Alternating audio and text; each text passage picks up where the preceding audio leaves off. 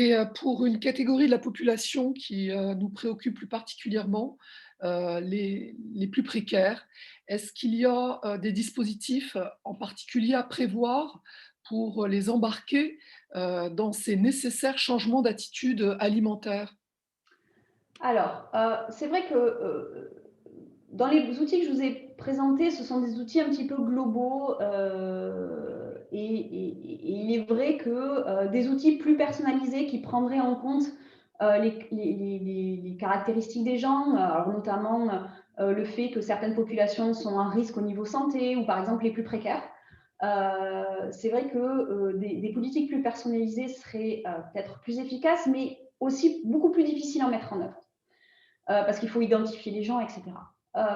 Donc, et c'est vrai que par exemple, les populations précaires ont un accès à l'information qui est peut-être plus difficile.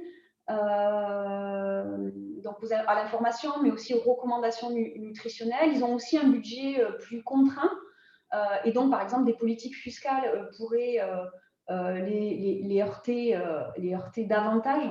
Parce qu'on sait très bien que les politiques fiscales, elles sont tout de même assez régressives pour les ménages précaires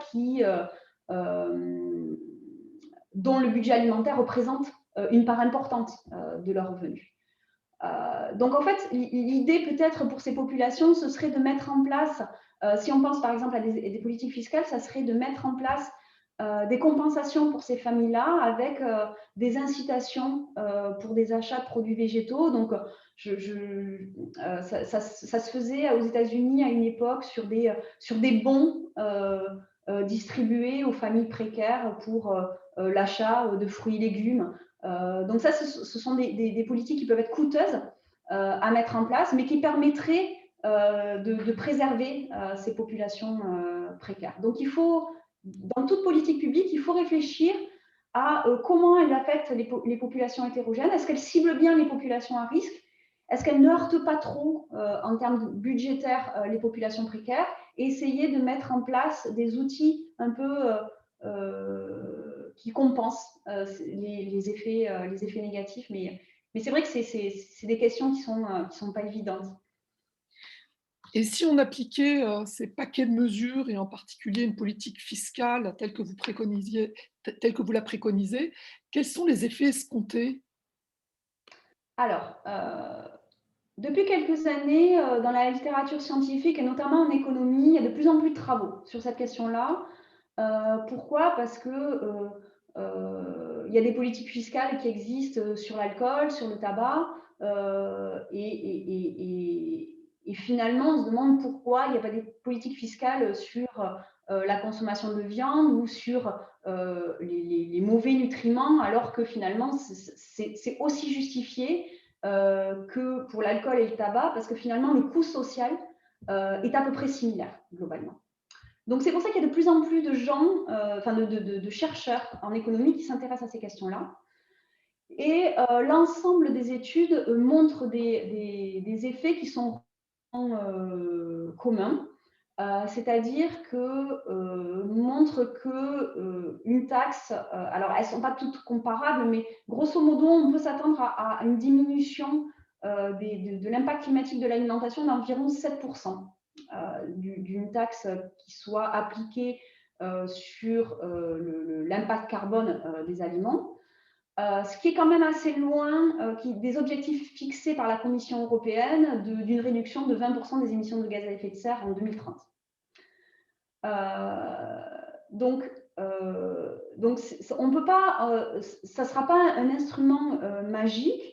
En revanche, ces politiques fiscales, elles doivent être bien designées parce que on peut avoir des effets pervers sur la qualité nutritionnelle de la diète.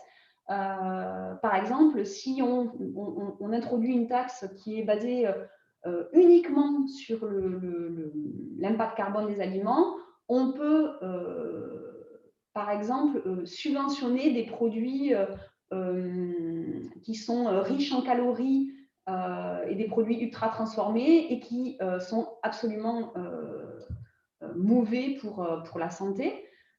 Donc il faut faire attention à la façon dont on met en place ces taxes et la façon dont on cible les différents produits. Et donc, peut-être mettre en place comme je disais tout à l'heure, et ça va dans le sens des populations précaires, de mettre en place des politiques compensatoires de subventions sur des bons produits qui seraient, sur lesquels il serait important d'avoir des consommations plus importantes. Et ce qui est sûr, c'est que on ne peut pas attendre d'une politique fiscale tout, et que c'est important, et c'est ce que je disais tout à l'heure quand je disais qu'il fallait un mix des politiques fiscales, c'est-à-dire qu'il faut continuer d'éduquer et de changer les habitudes alimentaires en profondeur, d'une part pour que ces politiques fiscales soient comprises et admises par nos citoyens, mais aussi parce qu'elles ne suffiront pas à changer, une variation de prix ne suffira pas à changer les comportements en tant que tels. Il faut que les habitudes alimentaires changent en profondeur.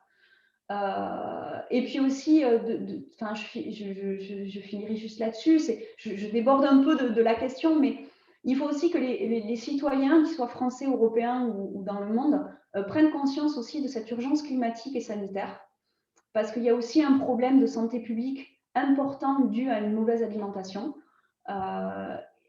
Et participent activement de leur plein gré à la réduction des émissions de gaz à effet de serre, et donc changent leurs habitudes pour aussi, de manière collective, essayer d'avancer ensemble dans le bon sens. Donc une politique fiscale peut avoir des effets, mais elle n'aura pas tous les effets escomptés elle seule, et il faudra que il y ait des tas d'initiatives, que les gens changent, et que aussi les gouvernements continuent de déployer des campagnes d'information, d'éducation et d'autres outils pour que vraiment l'ensemble des populations qui sont souvent sensibles de manière hétérogène à divers politiques, pour que l'ensemble de la population puisse aller dans le même sens. Pour la nécessaire prise de conscience collective de cet enjeu majeur, de la réduction de notre consommation de viande et de nos changements d'attitude alimentaire. Chère Céline Bonnet, Madame la directrice, je vous remercie de cet éclairage. Avec Sans plaisir. doute, nous allons nous en saisir et nous allons prolonger nos débats et notre dialogue grâce à votre analyse précieuse. Merci beaucoup, Céline Bonnet. Plaisir. Venez quand vous voulez à Territoire de Progrès. Il n'y a pas de souci. Bonne journée. Au revoir.